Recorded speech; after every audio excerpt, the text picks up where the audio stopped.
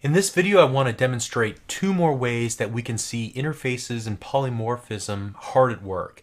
And hopefully this is going to help cement in your mind how interfaces can be used to help make your applications more flexible. By defining the input parameters and return values by using interfaces instead of hard types, you can add new classes to your application without relying on inheritance, and those new classes are going to work just fine with the functionality that you've already built. So let's do this. Take a look at the project that I have here, interfaces and methods. And it's a pretty simple project at first. We'll add on to it here in the next few minutes. First of all, I'm just creating a new automobile and a new book. Okay, simple as that.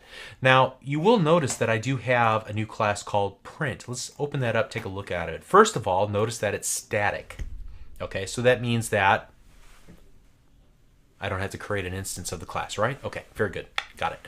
All right, so now I also have a static method, and notice that it has a toConsole method on it. But here's the key. It takes a parameter called printable object that is of type iPrintable. Okay, so let's see how this is being called. I'm going to call print.toConsole, and then I'm going to pass in an automobile and a book. So what does that tell you about automobile and book? That they implement what? The iPrintable interface. So let's take a look at automobile. And sure enough, here we see that it implements the iPrintable interface. Also, you can see I'm implementing iProduct. We'll get to that one in just a minute. I probably should have deleted it and held some suspense and built it in real time. But let's just focus on this first one. I'm implementing two. I'm only going to focus on the first one here. iPrintable. And if you take a look at the definition of print, of the print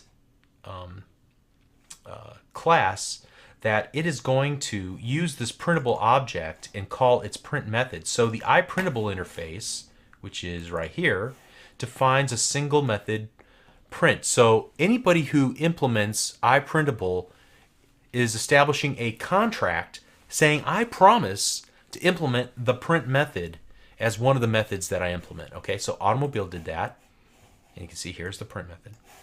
And then book, it also promised to implement the print method, and it implements it right there. Great. So it gives us this functionality where I'm able to go print.toConsole and then pass in any type of class as long as it implements the iPrintable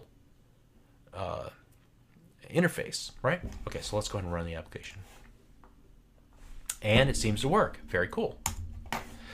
All right, so the beauty of this is that if I were to add another class, as long as it also implemented iPrintable, doesn't matter where the class comes from, doesn't matter if it's not in the hierarchy of inheritance from that the other classes are. As long as it implements iPrintable, you can use it here. So it's a way of making this class, the print class, very flexible and able to handle just about anything you throw at it, as long as whatever you throw at it implements that interface. Okay? All right, so now let's take a look at a second example. Let's make some space for ourselves here. I'm going to copy and paste some code in.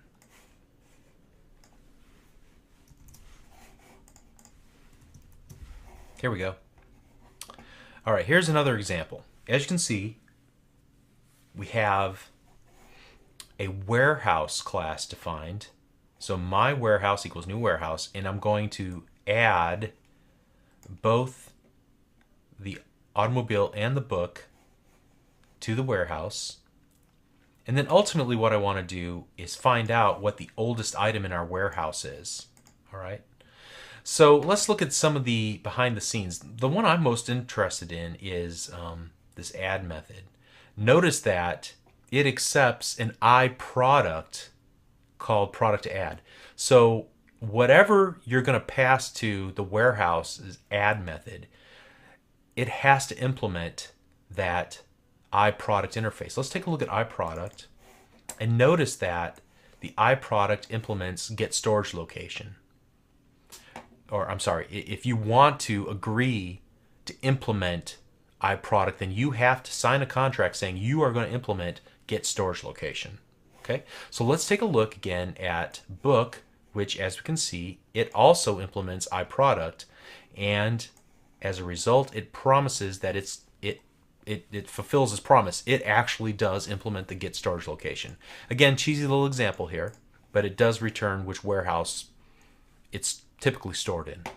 And then same is true with the automobile class. Here it's implementing the iProduct interface, meaning that it signed an agreement saying that I promise to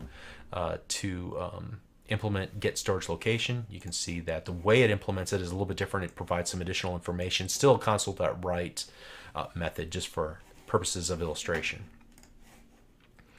Okay, so then when we look at our warehouse.cs, we look at the definition of our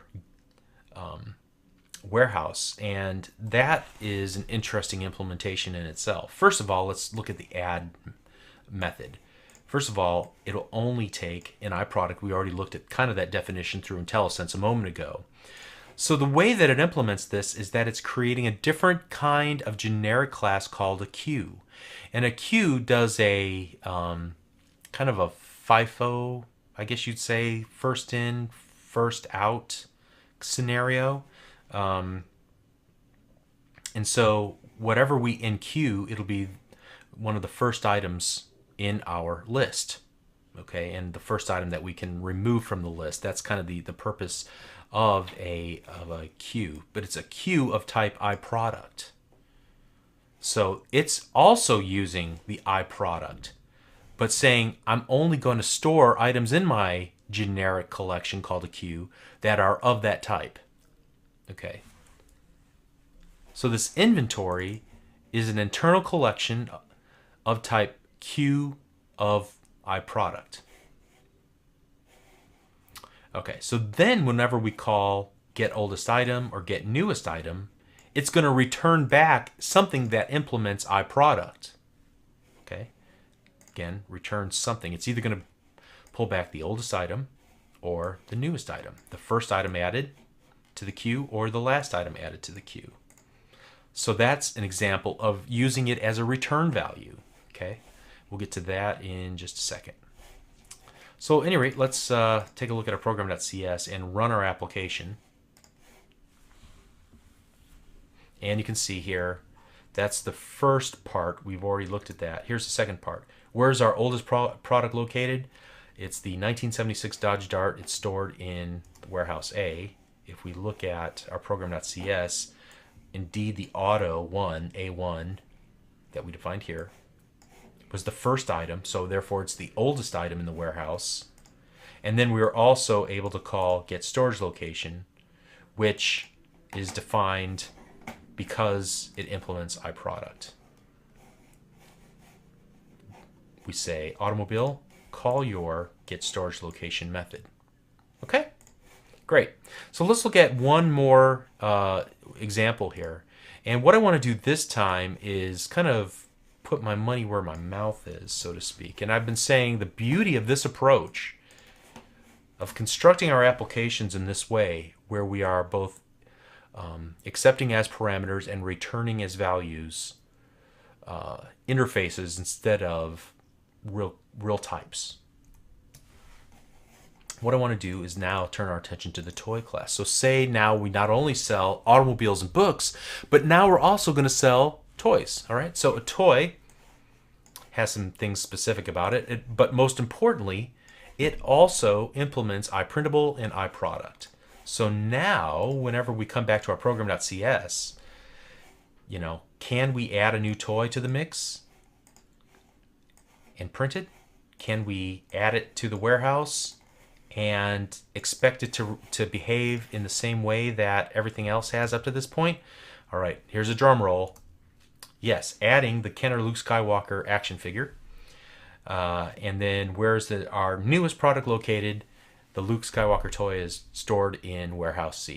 And so we can see that indeed, as long as, you know, our products implement iPrintable and iProduct, they get all that functionality that we built into because we had the foresight in our application to use interfaces for return types and input parameters.